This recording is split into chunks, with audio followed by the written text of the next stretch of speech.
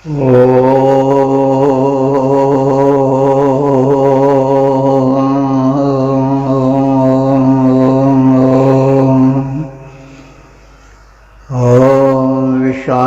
सवितर्दुरितानि परासु यद्भद्रं तन्नयासुभ। ॐ भद्रं कर्णेभिः शृणुयामदेवा भद्रं पश्येमाक्षभिर्यजत्राः स्थिरैरङ्गैस्तुष्टुवांसस्तनुर्भिर्व्यसेम देवहितं यदायुः।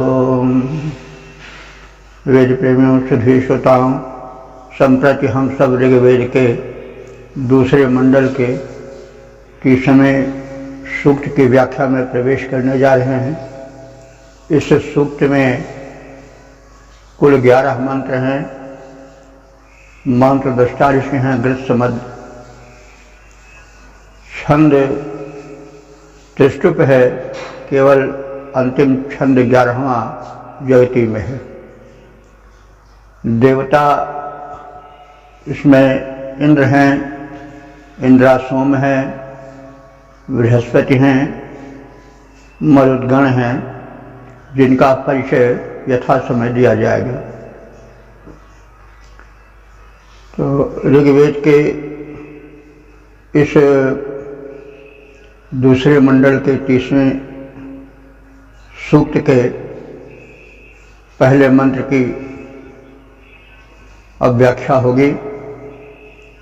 इस मंत्र के दुष्टारिष हैं गृत्समद, देवता हैं इंद्र और छंद है त्रिष्टुप।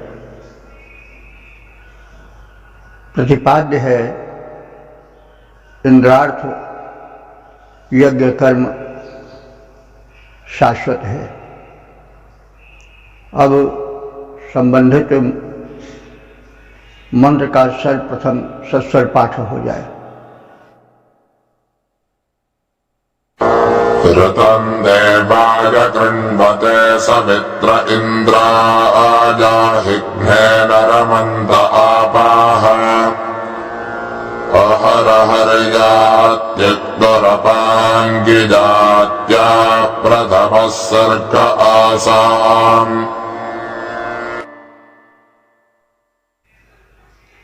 इस प्रथम मंत्र में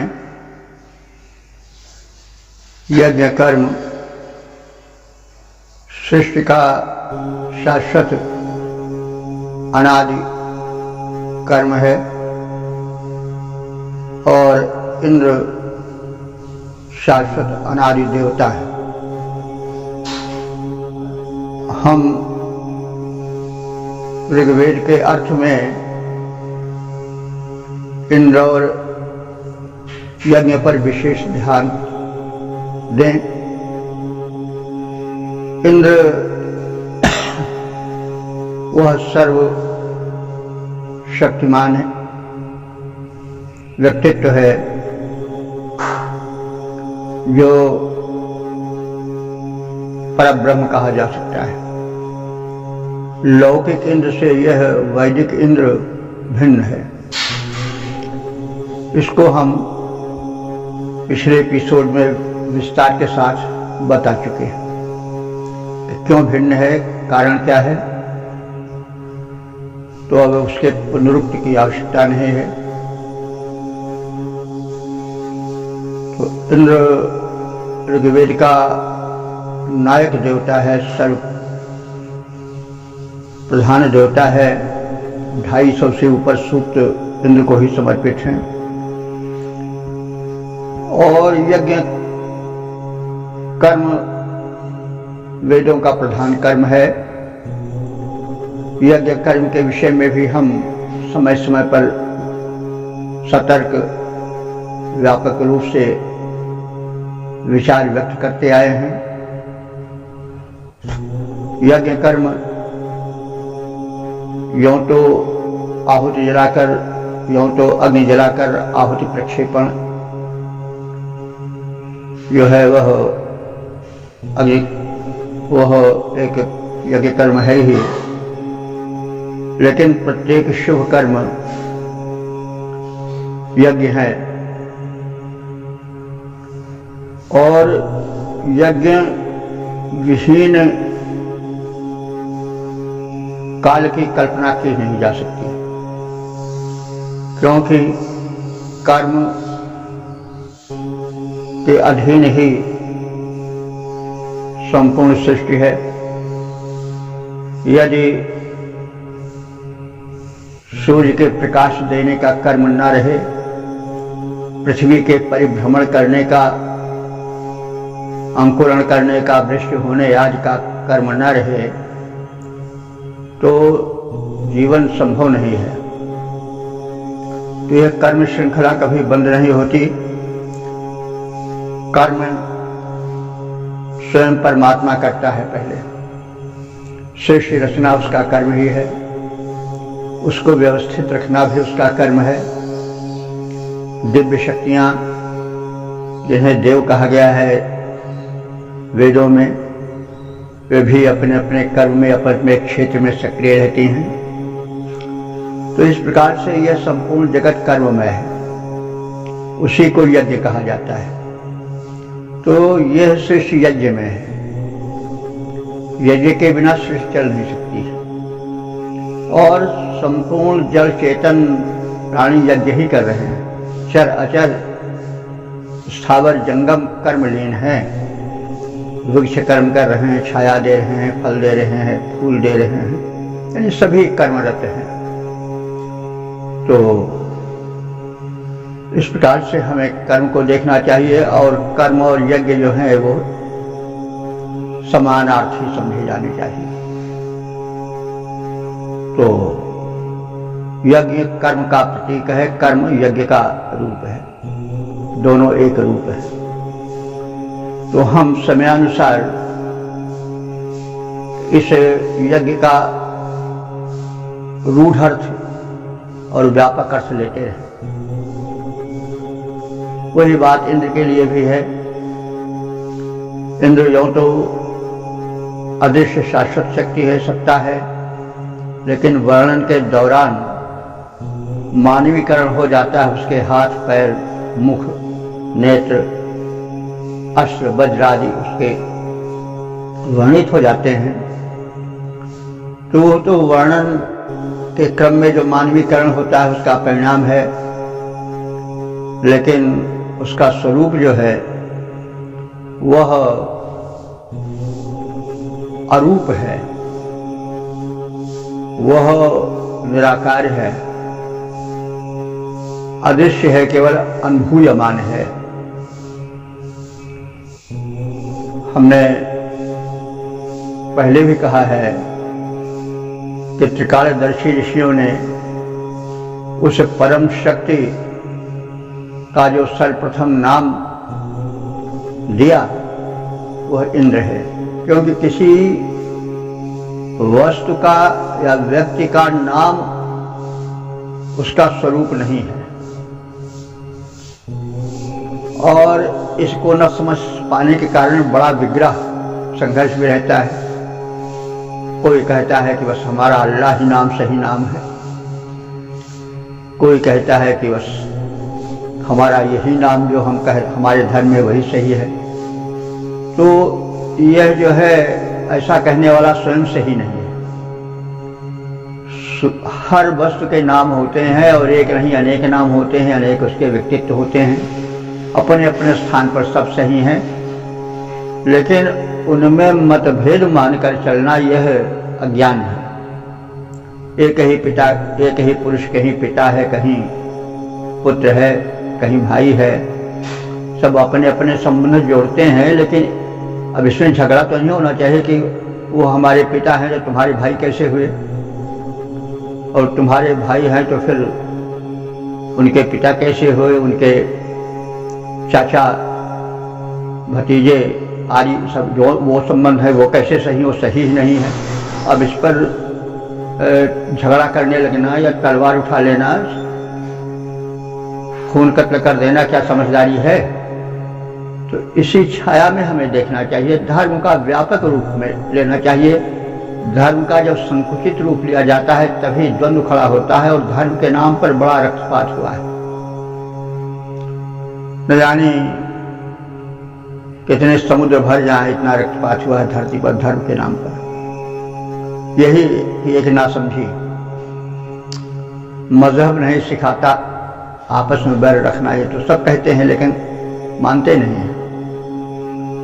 बहरहाल अब हम आगे बढ़ते हैं। इंद्र की महत्ता को बताते हुए कहा जा रहा है कि ऋतम कृणोते, हे इंद्र तुम जल को प्रेरित करने वाले हो। ऋत कहते हैं सत्य को भी, सार्वभौम सत्य को भी कहते हैं, ऋत यज्ञ को भी कहते हैं, ऋत जल को भी कहते हैं, क्योंकि ये सार्वभौम है, सदैव रहे हैं, क्योंकि इनके बिना जीवन संभव नहीं है। तो हे इंद्र तुम ऋतम कृणवते, यहाँ प्रसंगानुकूल जल का अर्थ होगा, जल को प्रेरित करने वाले हो। देवाय सवित्रे, तुझ सवित्रे देवाय, ये सविता का चतुर्थी एक वचन है, सवित्र शब्द है, सवित्र का चतुर्थी एक वचन है सवित्रे। तो सविता यूं तो एक देवता हैं, लेकिन जैसा हम कहते आए हैं कि संस्कृत में प्रत्येक शब्द का कोई न कोई अर्थ होता है। निरर्थक शब्द यहाँ कुछ अव्यय हैं या निपात हैं, उनको छोड़ करके और नहीं है। तो यहाँ पर सवित्रे जो है अपने उस सविता देव जो विशिष्ट देव हैं आदित्य मंडल के, उनका अर्थ न देकर के विशेषण रूप में अर्थ दे रहा है। इंद्र का विशेषण है। सविता अर्थ का होता है, सविता शब्द का अर्थ होता है प्रेरक, तो सूर्य प्रेरक होता है, सविता प्रेरक होते हैं। तो यहाँ पर वह प्रेरकत्व इंद्र से जोड़ा गया है। तो सवित्रे देवाय, उस प्रेरक देव इंद्र के लिए, अहिघ्न इंद्राय, अहिघ्न कहते हैं अहि नामक दानव, अहि कहते हैं वृत्तासुर को, वृत्तासुर नामक दानव को मारने वाले इंद्र के लिए, आपह अपह न रमन्ते, अप माने जल,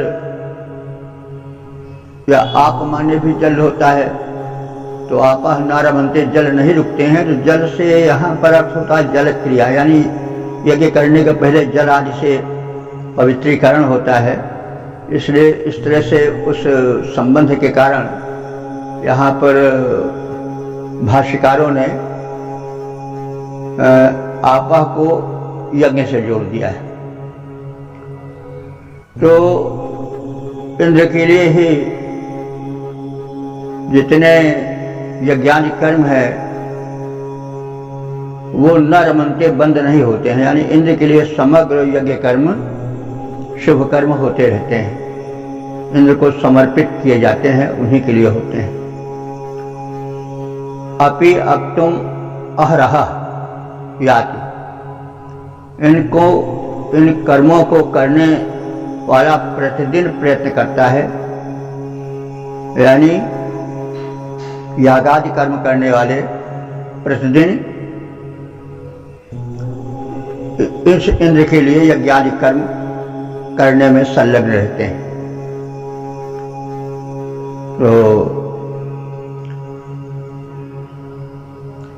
आसाम प्रथमः सर्गः यति आसाम माने इन कर्मों का, यागादि कर्मों का प्रथम सर्ग माने प्रथम रूप से प्रारंभ कब हुआ, इसे कौन बताए। मतलब यह यज्ञ तो सदैव होता रहा है, लेकिन वो समय विशेष और क्षण विशेष नहीं बताया जा सकता है, क्योंकि उस क्षण को, उस समय को देखने वाला कोई है ही नहीं। पहले सृष्टि हुई, कर्म से ही सृष्टि हुई, किसी के परमात्मा के कर्म से सृष्टि हुई, और सृष्टि हुई तो उसके बाद मनुष्य विकसित हुआ। तो जब उसे सृष्टिकर्ता ने कर्म किया तो उस समय मनुष्य था ही नहीं। तो फिर वो कौन बतावे कि कब से यह यज्ञ प्रारंभ हुआ। यानी यह समझा जाए कि यज्ञ कर्म अनादि है, अनंत है, अकथ्य है। तो जल प्रेरक, इन सर्व प्रेरक, वृत्रहंता इंद्रदेव के निमित्त यज्ञादि कर्म कभी बंद नहीं होते हैं। यज्ञादि कर्म करने वाले प्रतिदिन एक दर्थ यज्ञ में, सत्कर्म में प्रयत्नशील रहते हैं। किंतु यह परंपरा सर्वप्रथम कब चली, इसे कौन बताए। अर्थात उस समय का कोई पुरुष है ही नहीं, तो कौन वो समय घड़ी बतावे। क्योंकि जो कर्म उस परमात्मा ने सृष्टि रचना संबंधी किया, तो वहीं से कर्म परंपरा चली। और उसके पश्चात फिर मनुष्य का जन्म हुआ, मनुष्य का विकास हुआ धरती पर, तो फिर कौन बतावे कि कब से कर्म चल रहा है। यानी यह अनंत है, अनादि है, तात्पर्य है। पद रूपांतरण देखें। जल के प्रेरक सबके प्रेरक इंद्रदेव कहलाते, जल के प्रेरक सबके प्रेरक इंद्रदेव कहलाते, यज्ञ कर्म उन वृत्त निहंता के प्रति होते जाते। यज्ञ कर्म रुक सके न अब तक, यज्ञ कर्म रुक सके न अब तक, अनुदिन होते आए। हुआ प्रथम प्रचलन कब इनका, इसको कौन बताए। तो इस मंत्र में सविता का शब्द, सविता शब्द के विशेषण रूप, सविता शब्द जो है इंद्र के विशेषण के रूप में आया है, यह पहले ही बताया जा चुका है। तो अब हम आगे प्रयाण करते हैं। ओम वेद प्रेमियों, सुधीर श्रोताओं, संप्रति हम सब ऋग्वेद के द्वितीय मंडल के 30वें सूक्त के दूसरे मंत्र की व्याख्या में प्रवेश करने जा रहे हैं। मंत्र दृष्टार्ष हैं ग्रीष्मद, देवता है इंद्र और छंद है त्रिष्टुप। शीर्षक है इंद्र का अनुशासन। अब संबंधित मंत्र का सर्वप्रथम सस्वर पाठ हो जाए। यो वृत्राजसे नमत्रा भरिष्यत् प्रदञ्जनित्रे विदुष उवाच कठोरदं देवनुजोषमस्मै दिवे दिवे धुनजोजन्त्यर्थम्।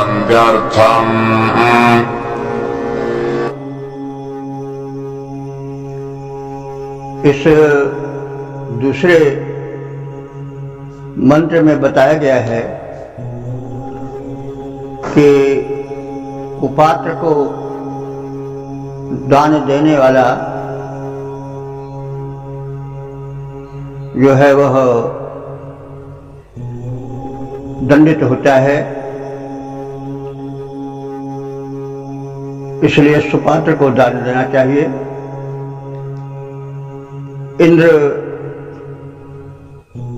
सर्व प्रेरक है, यह बात भी बताई गई।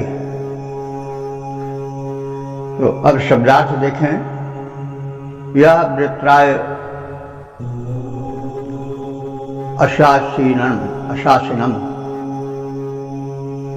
अभारिष्यत। यह माने जो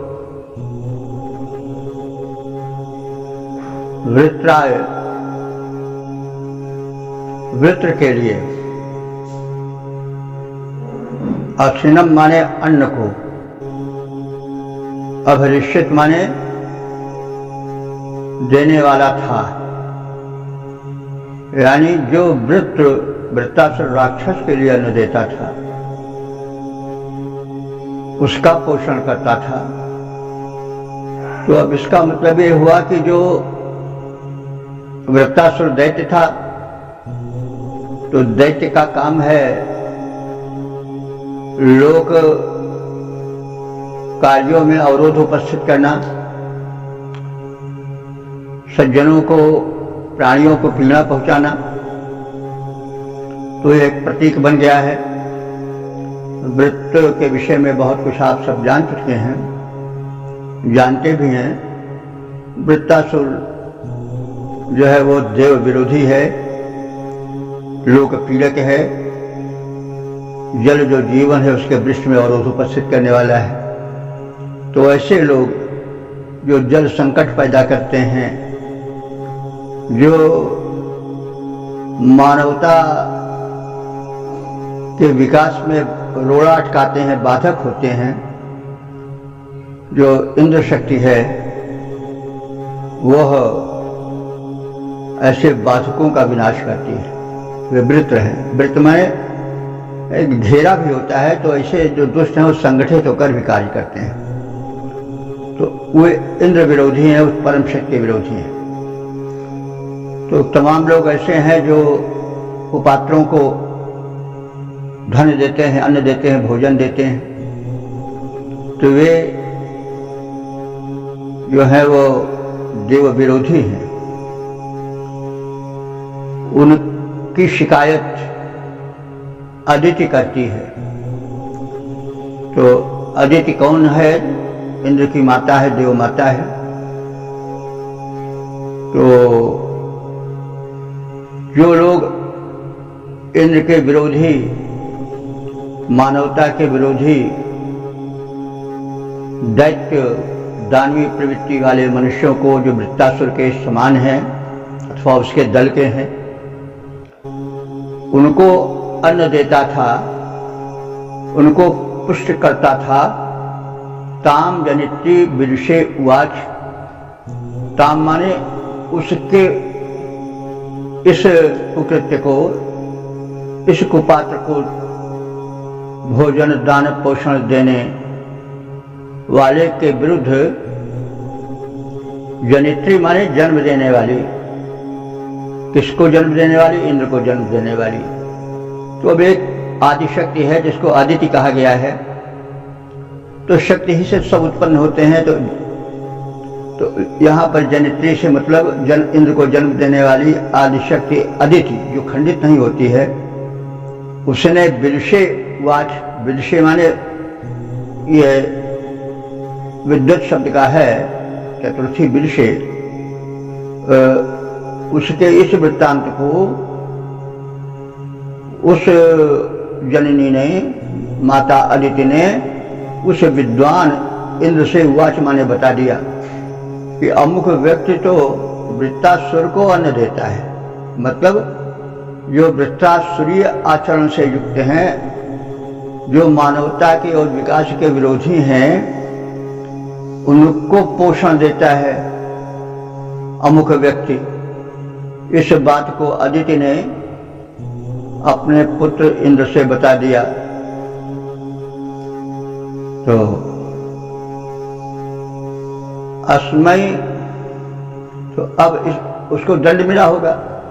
अब फिर इंद्र की अन्य विशेषता को बताया जा रहा है कि अस्मै माने इस इंद्र के अनुजोषम माने आज्ञानुसार,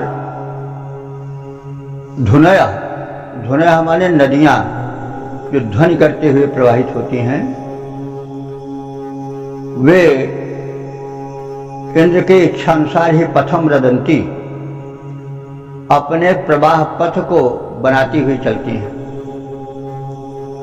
दिवे दिवे अर्थम यंती, और वे प्रतिदिन अपने अर्थ को प्राप्त करती हैं। उनका अर्थ क्या है? पुरुषार्थ क्या है? गंतव्य समुद्र तक पहुंचना। तो वे प्रतिदिन अपने गंतव्य समुद्र तक पहुंचने के लिए बढ़ती चली जाती है। तो जो इंद्र के शत्रु वृत्त के लिए अर्थात अथवा तदनुकूल आचरण करने वाले समाज विरोधी दुष्प्रवृत्ति प्रवर्तक दुष्टों के लिए अन्न देता था, उसका नाम देव माता अदिति इंद्र को बता देती थी। और वो दंडित होता था, आदि आदि बातें समझी जा सकती हैं।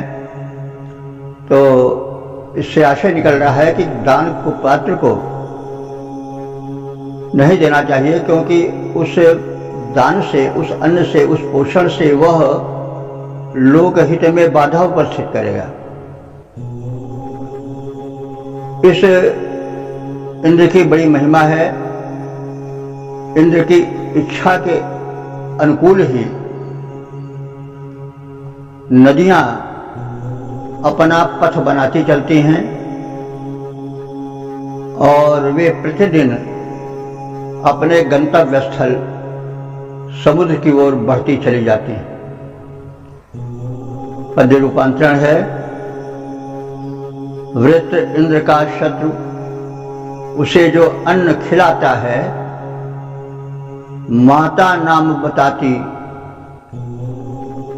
उसकी माता आदि है इंद्र की, माता नाम बताती उसको इंद्र जान जाता है। इंद्र देव के अनुशासन में नदियां बहती रहती, सागर से जाकर मिलने को अनुदिन आतुर रहती। ओम वेद प्रेमियों, सुधीर श्रोताओं, संप्रति हम सब ऋग्वेद के दूसरे मंडल के 30वें सूक्त के तीसरे मंत्र की व्याख्या में प्रवेश करने जा रहे हैं। मंत्र दृष्टा ऋषि हैं कृतसमद, देवता है इंद्र, छंद है त्रिष्टुप, प्रतिपाद्य है वृत्रबध। अब संबंधित मंत्र का प्रथम सस्वर पाठ हो जाए। ऊर्ध्वोऽध्यस्थादध्यन्तरिक्षेधा वृत्राज प्रमथङ्गभारा मिहंवसा न उपहीमरुद्रोत्तिग्मायुधो अजयच्छत्रमिन्द्राः।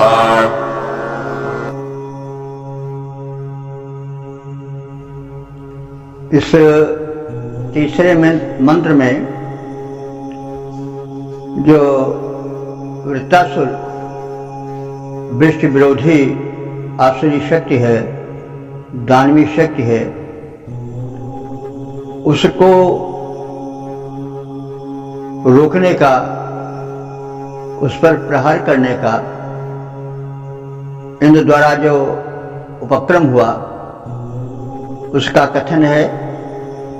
इंद्र के कृत्यों में सर्वप्रथम वृत्रबध आता है, या वृत्र को नीचा दिखाना आता है।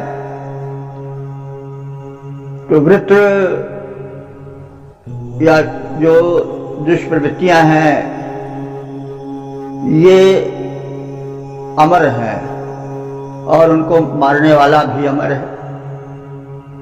अब ये कोई सोच सकता है कि बार बार वही हर स्थान पर मंत्र में यह होता है, वृत्र को मारा तो एक बार मार दिया तो फिर कई बार मारेंगे, और तो इसका मतलब हुआ कि कोई मरता नहीं है, बस उसका स्वरूप जो है, आकार प्रकार बदल जाता है, वो क्रम चलता रहता है। यह जो विचार है यही दर्शनों में बाद में प्रतिपादित हुआ कि जो ये जीवन का क्रम है यह कभी रुकता नहीं है। शरीर मरता है, आत्मा तो सदैव समान रूप से अनंत काल से चलती आई और चलती रहेगी। अव्यक्तादीन भूतानि व्यक्त मध्यानि भारत, अव्यक्त नित्यान्यव तत्र का परिदेवना, गीता का कथन है कि सभी प्राणी कुछ वर्षों पहले अव्यक्त थे, यानी दिखाई नहीं पड़ते थे। जितने चेहरे दिखाई पड़ रहे हैं वो चेहरे कुछ सीमित वर्षों से दिखाई पड़ रहे हैं, और फिर कुछ वर्षों के बाद अव्यक्त हो जाएंगे, फिर वो चेहरे नहीं रह जाएंगे। तो व्यक्त मध्यान्ह ये केवल बीच में कालक्रम के, काल के व्यापक विस्तार के बीच में थोड़ी देर के लिए जो है वो दृश्यमान हो जाते हैं। तो ये व्यक्त और अव्यक्त का खेल है। जन्म और मरण जो है वो क्या है, कोई बड़ी भारी चीज नहीं है। यह व्यक्त और अव्यक्त का खेल है। जब प्राणी व्यक्त है तो जीवन है, अव्यक्त है तो मृत हो गया, मरण हो गया उसका। तो वास्तव में वो व्यक्त से अव्यक्त हो जाता है, अव्यक्त से व्यक्त हो जाता है, यही है। और जो सिर्फ छाती पीटने वाला और गायन करने वाला जन्म और मरण का कोई स्थान नहीं है उस विचारधारा में, जो आध्यात्मिक विचारधारा कही जाती है, और वो सत्य भी है बहुत हद तक। तो वो यह क्रम जो है वो सर्वत्र दिखाई दे सकता है। कोई वस्तु नष्ट हो गई तो इसका मतलब नहीं हुआ कि वो फिर सदैव के लिए समाप्त हो गई, अब रही ही नहीं गई। ये जान लीजिए कि न राम मरे हैं न रावण मरा है। आज भी राम है, आज भी रावण है, कहीं अंश रूप में, कहीं कुछ व्यापक रूप में, कहीं खंड रूप में, और आगे भी रहेगा। तो जो प्रवृत्तियां हैं वही राम है या वही रावण है, सुप्रवृत्तियां कुप्रवृत्तियां। तो जो कार्य व्यापार है, उसकी पद्धतियां हैं, उसका स्वरूप है, वह अमर है, वो होता रहा है और होता रहेगा। कुछ इसी तथ्य को ध्यान में रख करके हम वृत्त बध को भी लेकर चले। तो वृत्त तो यदि अर्थ के तह में प्रवेश करके देखा जाए तो वह एक वृष्टि अवरोधक शक्ति है, जो बादलों से पानी को नीचे नहीं आने देती। ऋषि ने देखा होगा, हम लोग भी देखते हैं, निरपेक्ष दृष्टि से देखें तो बादल तो छाए रहते हैं, लेकिन वृष्टि से जैसे बादल छाए हैं तो होने नहीं लगती है। कुछ गर्जन होती है, कुछ तड़पन होती है, कुछ चमक होती है, कुछ दमक होती है, तब उसके बाद फिर बूंदे पड़ना शुरू होती है। तो जो काल बादलों के छाए रहने पर भी वृष्टि नहीं देता है, उस काल को हम मान सकते हैं कि वो वृत्तासुर के द्वारा रोका गया काल था, जल वर्षण का। कुछ गरज तड़प हुई, बिजली चमकी, वही वज्र प्रहार है, और उसके बाद फिर वृष्टि प्रारंभ होती है। तो जब वृष्टि होने लगी तो वृत्तासुर जो पानी नहीं बरसा रहा था या अब तक अवरोध था जल वृष्टि में, उसका वध हो गया।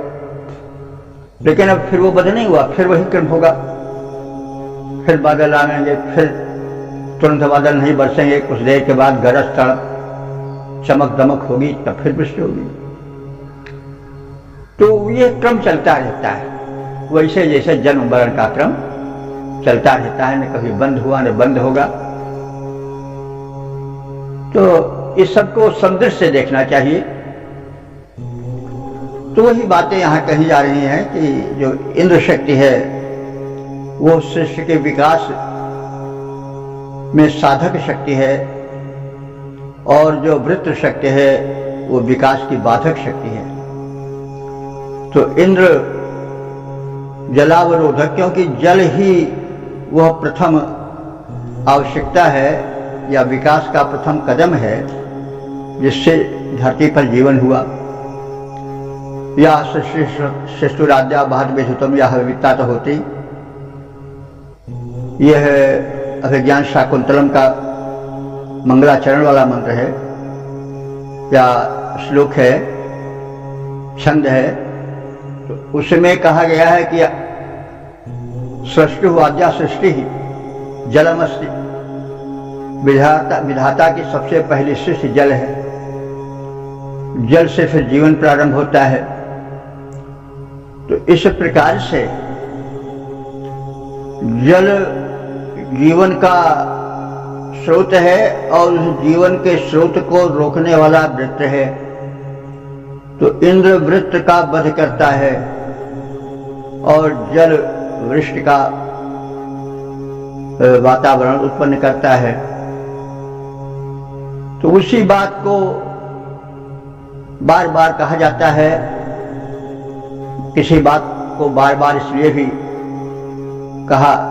कही जाती है या कहा जाता है किसी तथ्य को कि वह हृदय में प्रवेश कर जाए।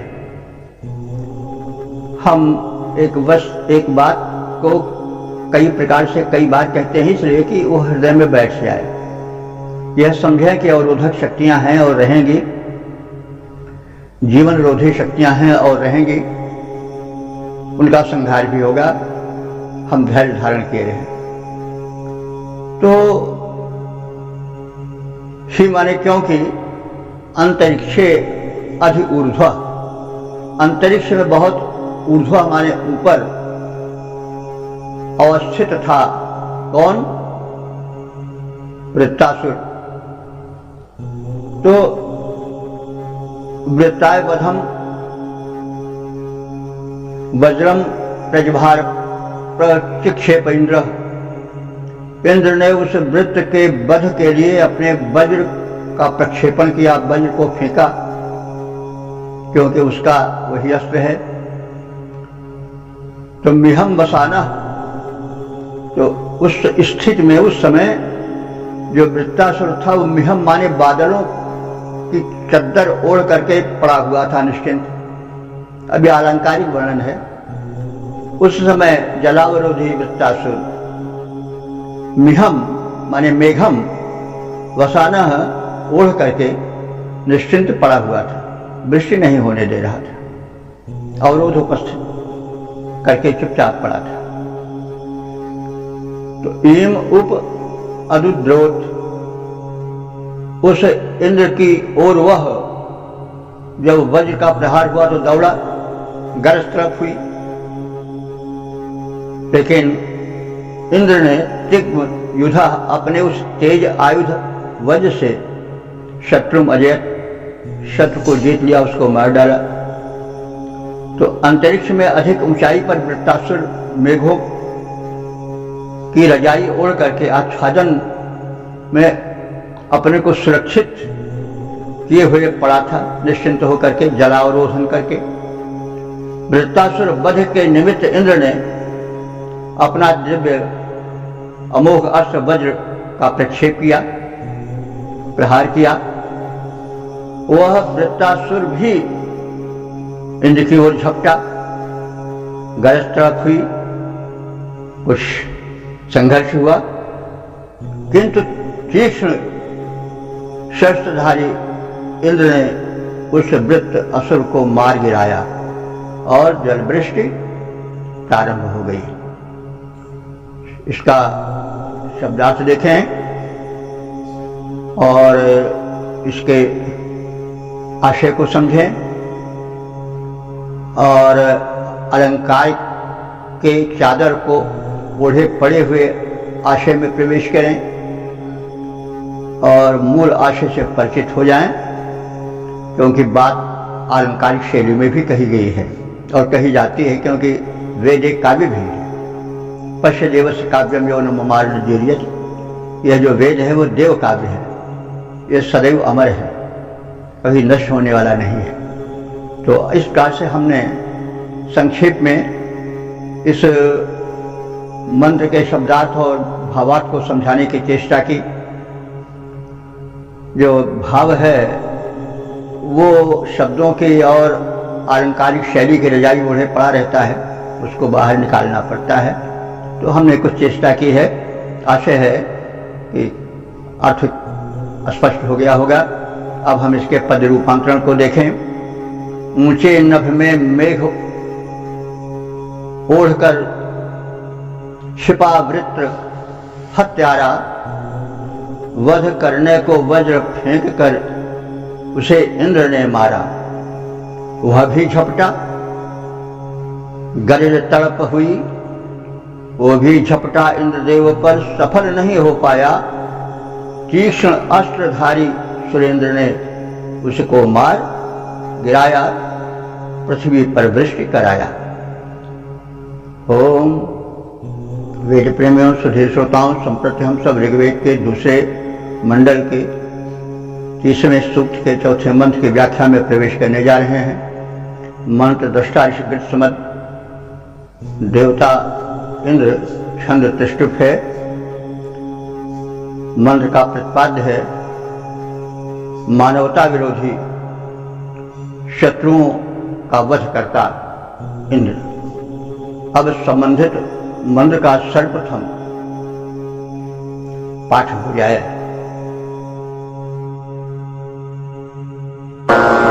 बृहस्पते तपुषाश्मे विद्यमृतद्वरसो असुरस्य वीरान् यथा दघन्थदृशता पुराचिदेवादहि शत्रुमस्माकमिन्द्रान्।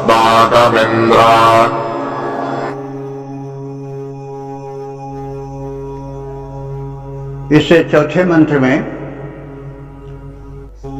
यह बताया गया है कि इंद्र जो कि मानवता के विकास का समुत्सुक है, वह प्रगति विरोधी शत्रुओं और कुतत्वों का जैसे मानवता के हित में विकास के हित में विकास के हित में उनका विनाश करता आया है, उसी प्रकार से वह वर्तमान में और भविष्य में भी शत्रुओं का प्रगति विरोधियों का विनाश करता रहे। तो अब आगे मंत्र के अर्थ भाग में प्रवेश करते हुए हम अपने व्याख्याक्रम को बढ़ावें। बृहस्पति, हे बृहस्पति। तो यहाँ उन बृहस्पति देव के लिए नहीं है जो एक नवग्रह में आते हैं। यहाँ बृहस्पति विशेषण बनकर आया है इंद्र का।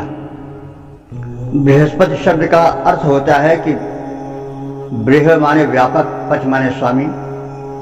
वह जो जिसका स्वामित्व व्यापक है यानी असीम है, वह बृहस्पति है। बहुत बड़ा स्वामी है। बृहा माने व्यापक, पच माने स्वामी या रक्षक, पालक। तो इंद्र जो है वो बृहस्पति है, अर्थात व्यापक है और सबका पालन करने वाला है।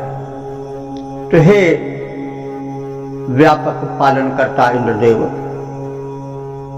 तपुषा तुम अपने उस वज्र को जो शत्रुओं को संतप्त कर देता है उसको संभालो, और वृक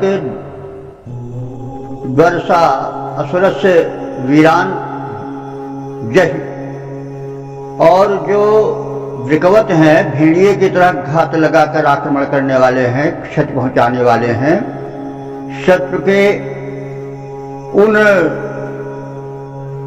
पुत्रों को जो आसुरी प्रवृत्ति वाले हैं उनको मार डालो।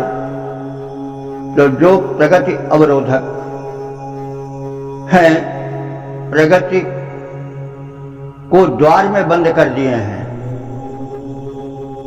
आगे होने ही नहीं देना चाहते हैं, विकास क्रम को रोक देना चाहते हैं।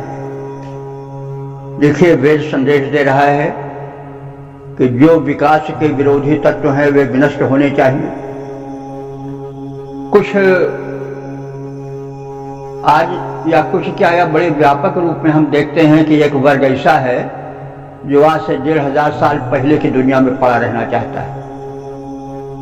बस जो कह दिया गया है कहीं पर ऐसा ही होना चाहिए, अब चाहे हजारों साल बीत जाए, लाखों साल बीत जाए, उससे आगे चलने वाले नहीं हैं। वे उस शाश्वत सत्य को भूल जाते हैं कि भाई देखिए, ये प्रगतिशील संसार है। कभी धरती नहीं रुक रही है, कभी सूर्य नहीं रुक रहा है अपने कर्म से, सब आगे बढ़ रहे हैं। अब तुम्हें क्यों पकड़े हुए पूछ पड़े हो कि आज से 1500 साल पहले जो बात कह दी गई वही सत्य है, इसके अलावा हम आगे मानेंगे ही नहीं। अब ये क्या है? प्रगति के द्वार को बंद करके पड़े रह जाना है। ऋषि ने बहुत पहले कह दिया कि वे लोग समाज के और मानवता के विरोधी हैं जो प्रगति के द्वार को रोके पड़े रहते हैं, बस आगे होना ही नहीं चाहिए कुछ। तो भाई इस हठवादिता को दूर होनी चाहिए। वे कोई भी हो, कोई भी धर्म संप्रदाय हो, जो कि विकास का विरोधी है, उसका विनाश होना ही चाहिए। हम करें, संगठित होकर करें, अथवा उस परम शक्ति से शक्ति मांगे कि ऐसी शक्तियां विनष्ट हो। तो उसी बात को देखिए कितनी दूरदर्शिता थी कि ऋषि ने बहुत पहले देख लिया कि ऐसे भी लोग होंगे, ऐसे भी संप्रदाय निकल सकते हैं जो कहें बस वही जवाब कह दिया है दादा ने, बाबा ने कि बस यही फसल बोना, बस हम दूसरी फसल नहीं बोएंगे चाहे जो हो जाए। नहीं, समय की गति पहचानो, समय के हिसाब से परिवर्तन लाओ, सकारात्मक परिवर्तन लाओ। ये नहीं कि अंधे होकर के परिवर्तन करो, सकारात्मक परिवर्तन लाओ, विचार पूर्वक परिवर्तन लाओ। हमारा धर्म, हमारा सनातन धर्म, हमारा वैदिक धर्म जो कि वैश्विक धर्म है, वो यही बताता है। वही बात कही जा रही है कि हे इंद्रदेव, तुम क्षत्रिय प्रकृति हो, तुम कुतत्वों के विनाशक हो और सुतत्वों के विकास करता हो। तो आपसे प्रार्थना है कि जो विकवत हैं, भेड़िए की तरह घात लगाए रहते हैं और प्रगति के द्वार को रोके हुए पड़े हैं, आगे विकास होने देना ही नहीं चाहते, उनको तुम विद्ध माने बींध डालो, नष्ट कर डालो, यथा पुरा, जैसे तुमने पहले किया था। जैसे पहले प्रगति विरोधियों का तुमने विनाश किया था, विकास को बढ़ावा दिया था, वैसे अब भी करो। धृषता जगंथ, उनको वज्र द्वारा, जगंथ माने मार डालो, धृषता जगंथ, वज्र से उनको पीस डालो, मार डालो। एवचित, वैसे ही अब अस्माकम शत्रुम जही, जैसे तुमने पहले किया था, इस समय भी हमारे इन प्रगति विरोधी शत्रुओं को विनष्ट कर डालो, पीस डालो, वज्र के द्वारा मार डालो। यह आपसे प्रार्थना है। तो बड़े बड़े वीरों का पालन करने वाले इंद्रदेव, शत्रु पीड़क अपने विद्युत अस्त्र से तुम जैसे पहले उन लोगों का वध करते थे, विनाश करते थे, जो विकास के द्वार को बंद करके प्रगति में बाधा उपस्थित करके पड़े रहने वाले थे। तो उनके दल को जैसे तुमने विनष्ट किया वज्र प्रहार से, वैसे आज भी प्रगति विरोधियों का, आज भी विकास के विरोधियों का विनाश करो। जैसे प्राचीन काल में वज्र से शत्रुओं को मारते आए हो, वैसे आज भी वर्तमान में भी इन प्रगति विरोधियों का, विकास विरोधियों का संहार करो। पद रूपांतरण देखें। वीरों के प्रतिपाल इंद्र तुम इतना ध्यान धरो, प्रगति विरोधी दुष्टों पर निज वज्र प्रहार करो, करके वज्र प्रहार शत्रु को पहले मारो, करके वज्र प्रहार शत्रु को पहले मारे। जैसे शत्रु हमारे जो संप्रति हैं उनको मारो, वैसे। ओम वेद प्रेमियों, सुधी श्रोताओं, संप्रति हम सब ऋग्वेद के दूसरे मंडल के 21वें सूक्त के 5वें मंत्र की व्याख्या में प्रवेश करने जा रहे हैं। मंत्र दृष्टा स्मृत समझ हैं, देवता इंद्र हैं, छंद त्रिष्टुप है।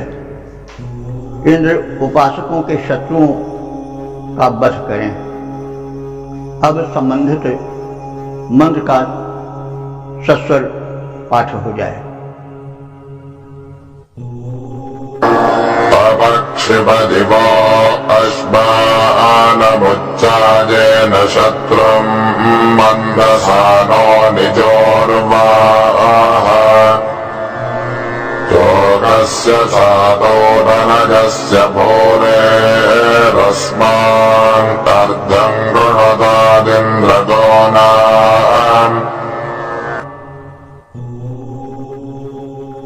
इस 5वें मंत्र में भी मानवता विरोधी, विकास विरोधी तत्वों को विनाश करने की प्रार्थना की गई है और कहा गया है कि विकास विरोधी तत्वों या कुतत्वों का विनाश इंद्र पहले भी करता आया है और आज भी करे, भविष्य में भी करे। तो मंदसाना, हे इंद्र तुम मंदसाना माने उत्साह युक्त हो, सदैव अपने कर्म में उत्साहित रहते हो, शिथिल प्रयत्न नहीं होते हो। तो ये न शत्रु निजूरवाह, तुमने जिन शत्रुओं को पहले मार डाला था, जो प्रगति विरोधी थे, विकास के अवरोधक थे, अश्मानम, आज भी वर्तमान में भी अश्मानम माने वज्र द्वारा उनको प्रगति विरोधियों को, विकास विरोधियों को मारो। उच्चा दिवा, तुम ऊंचे द्विलोक में रह रहे हो, यानी स्वर्ग लोक में, हमारे मर्तलोक से कुछ ऊंचे में तुम्हारा निवास है। अवचिक्षिप, लेकिन तुम वहां से भी हमारे विरोधियों पर, शत्रुओं पर वज्र फेंको। अवक्षिप माने फेंको, वज्र प्रहार करो। भूरे तोका से तनय से सातो, भूरे हमारे भरण पोषण के लिए, तोकस माने पुत्र पौत्रों पर, तनय से माने पुत्र, और तोक, पुत्र के पुत्र को तोक कहते हैं। तो हमारे पुत्रों पौत्रों पर, उनके भरण पोषण के लिए आप गो नाम और गायों को पालने के लिए असमान अर्थम कृत हमें समृद्ध करो। गाय, गोधन तब बड़ा भारी धन था, जिसके पास जितनी गाय होती थी वह उतना ही धनी मानी माना जाता था। अर्थ की अलग अलग परिभाषाएं होती हैं, अलग अलग स्वरूप होता है। आज तो लक्ष्मी जी ने अपने को समेट लिया है एक कागज के टुकड़े में, एक चेक बुक है, उसमें कितना भी धन भर दो आ जाएगा। तो लक्ष्मी जी का स्वरूप कभी बड़ा विस्तृत हो जाता है, कभी बड़ा छोटा हो जाता है, कभी वो अपने को बहुत संकुचित कर लेती हैं, बहुत विस्तृत कर लेती हैं। तो एक समय ऐसा था, वैदिक युग की सबसे बड़ा धन गोधन था, जिसके पास जितनी गाय होती थी उतना ही समृद्ध होता था। तो इसीलिए गोधन की कामना की गई है कि हमारे सच्चरित्र पुत्र पौत्रों के लिए आप गोधन की व्यापक रूप से व्यवस्था करो, हमें समृद्ध करो। हे इंद्र, उत्साहित होकर जिस प्रकार वज्र से तुमने अपने शत्रुओं को पहले मारा था, उसी वज्र से हमारे प्रबल शत्रुओं को आज भी मारो। हमारे पुत्र पौत्रों को भरण पोषणार्थ, गायों के पालनार्थ व्यापक रूप से संपन्नता दो, ये आपसे प्रार्थना है। पद्य रूपांतरण देखें। उत्साहित हो जिस स्वज्र से तुमने निज अरिदल मारा, प्रबल शत्रु मेरे भी मारो, उसी वज्र के ही द्वारा दो समृद्धि हम पुत्र और पौत्रों का पालन कर पाएं, और करें गोवंश वृद्धि हम राष्ट्र पुष्ट करते जाएं। ओम वेद प्रेमियों, सुधीर श्रोताओं, संप्रति हम सब ऋग्वेद के दूसरे मंडल के 30वें सूक्त के 6ठे मंत्र की व्याख्या में प्रवेश करने जा रहे हैं। मंत्र दृष्टा ऋषि हैं गृत्समद, देवता है इंद्रासुम, छंद है त्रिष्टुप, शीर्षक है शत्रु बाधा दूर करने की प्रार्थना। अब संबंधित मंत्र का सस्वर पाठ हो जाए। प्रहिक्रतुम् बृहथोजम् वनुथो रत्रस्य स्थोजमानस्य चोदौ इन्द्रासोमाजुवमस्मान् अविष्टमस्मिन् भजस्थे गृणतमलोकम्। इस छठे मंत्र में इंद्र और सोम शक्ति का मिलित स्तवन किया गया है। इंद्र वह परम शक्ति है और सोम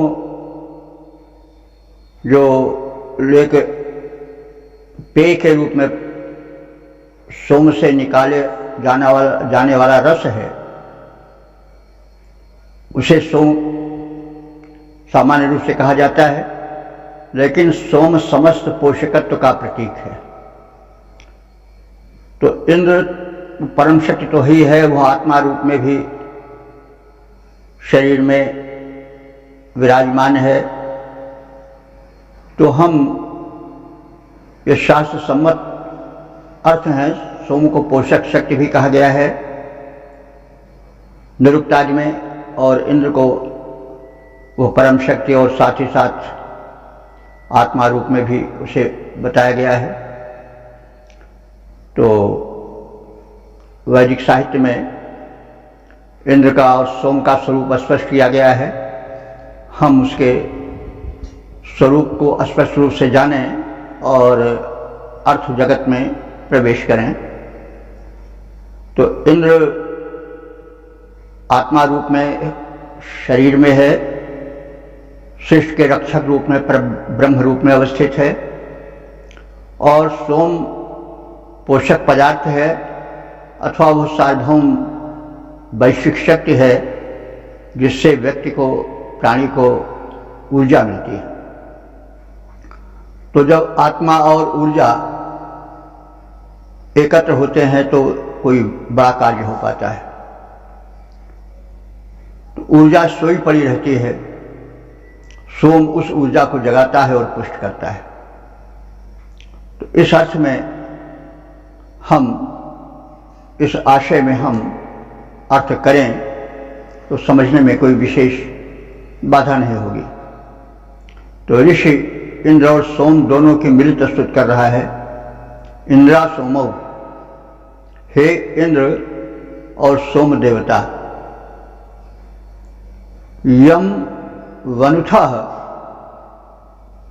तुम दोनों जिस शत्रु को मारते हो, यम वनुथा माने जिसको मारते हो, यानी जिस शत्रु का संहार करते हो,